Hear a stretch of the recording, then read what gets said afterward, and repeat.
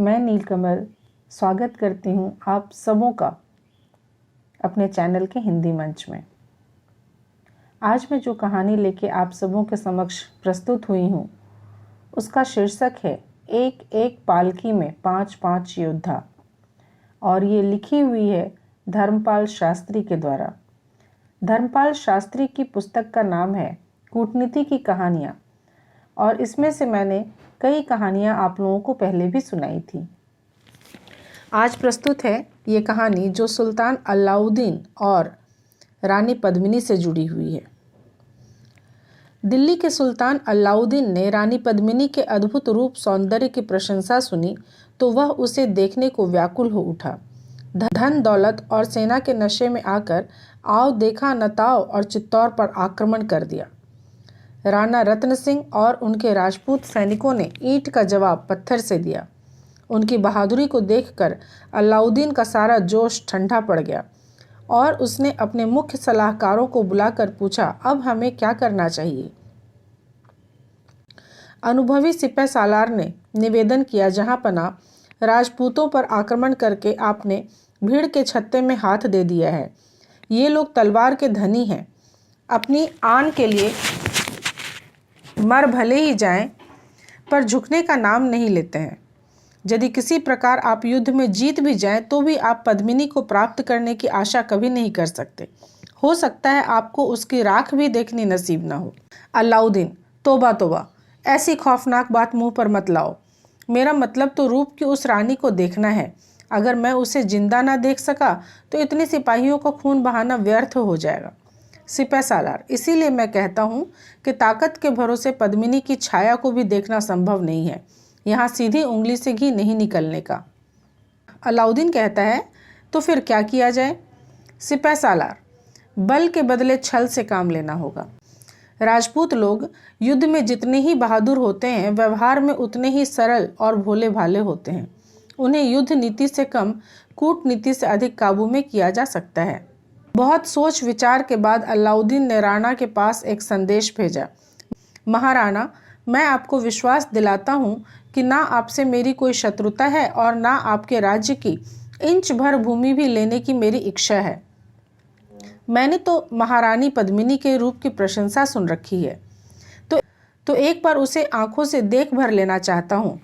यदि आपको उसके मेरे सामने आने पर आपत्ति हो तो आप दर्पण में ही मुझे उसकी छाया दिखा दीजिए, जिसे देखकर मैं वापस लौट जाऊंगा। जब शांति और सहयोग से काम हो सकता है तो दोनों ओर के सिपाहियों का रक्त बहाने से क्या लाभ है। अलाउद्दीन के इस संदेश ने जादू का सा काम किया। रत्न सिंह ने अपने राजपूत सरदारों से सलाह करके युद्ध द्वारा खून खराबी से बचने के लिए अलाउद्दीन का यह प्रस्ताव स्वीकार कर लिया। समय और स्थान निश्चित कर दिया गया। पद्मिनी को एक पर्दे के पीछे इस प्रकार खड़ा कर दिया गया कि पद्मिनी तो दिखाई ना दे किंतु पर्दे के दूसरी ओर रखे दर्पण में उसकी परछाई साफ साफ दिखाई दे। अलाउद्दीन ने जब उसकी परछाई दर्पण में देखी तो वह देखता ही रह गया। उसने ऐसा रूप आज तक अपनी आंखों से कभी ना देखा था। मन ही मन उसने पद्मिनी को प्राप्त करने का निश्चय कर लिया और अपने चेहरे से उसके कोई भाव प्रकट नहीं होने दिया। लौटते समय वह राणा रत्न सिंह को बातों ही बातों में किले से बाहर तक ले गया। वहां उसके सिपाही पहले से ही छिपे बैठे थे। बादशाह का इशारा पाते ही उन्होंने राणा को कैद कर लिया और उसे अपनी छावनी में ले गए।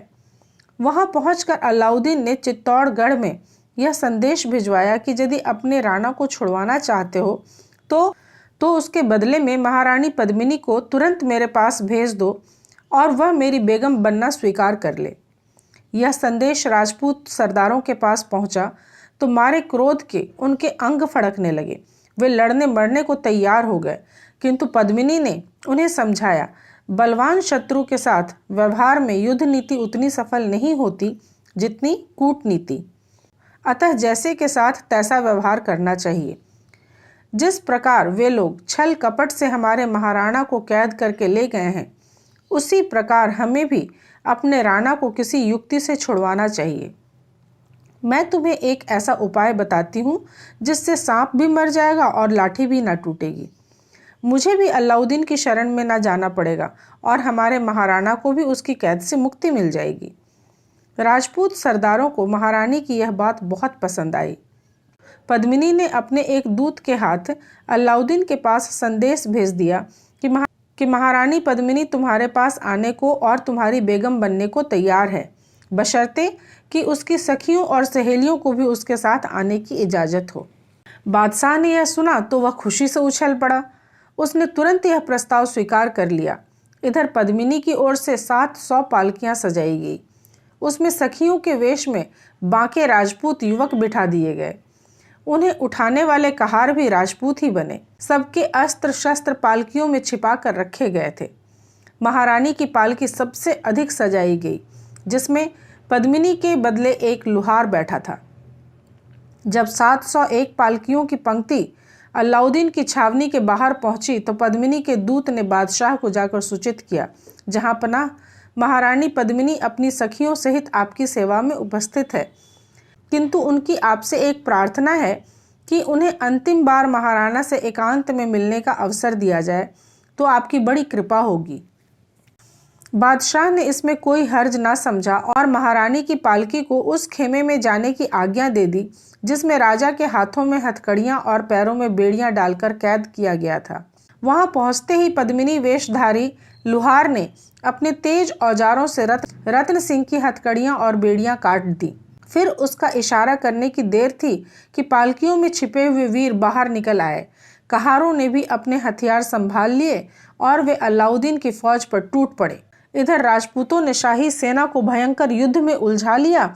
उधर ठीक मौके पर एक तेज घोड़ाराना रत्न सिंह के पास पहुंचा दिया गया, जिस पर सवार होकर वह छावनी से हवा हो गया और देखते ही देखते चित्तौड़गढ़ जा पहुंचा। तो बच्चों, हमेशा क्या होता है कि संसार में सफलता प्राप्त करने के लिए प्रत्येक व्यक्ति को सूझबूझ का कार्य करना पड़ता है, वरना पछताना भी पड़ता है। वे ही व्यक्ति अपने जीवन में पूर्ण रूप से सफल हो पाते हैं जो व्यवहार कुशल एवं नीतिवान होते हैं। समाज में रहकर हर एक व्यक्ति को जहाँ धर्म नीति पर चलना पड़ता है, वहाँ राजनीति के अनुसार उसे कार्य करना आवश्यक होता है, क्योंकि प्रारंभ में ही अच्छी नीति को अपनाकर यदि आप चलते रहे तो बड़े होकर व्यवहार कुशल होंगे और आपके जीवन का आदर्श भी निर्मित होगा। तो बच्चों, मैं आप लोगों के समक्ष कूटनीति की कहानियां लेके जो प्रस्तुत होती हूँ, इसके पीछे मेरा एक ध्येय है, मेरा एक उद्देश्य है। वो उद्देश्य ये है कि इन कहानियों को सुनकर इस अवस्था में, जो आपकी अवस्था है, किशोरावस्था जो है, इसमें आप नीति को समझकर उसी के अनुसार चल सकते हैं।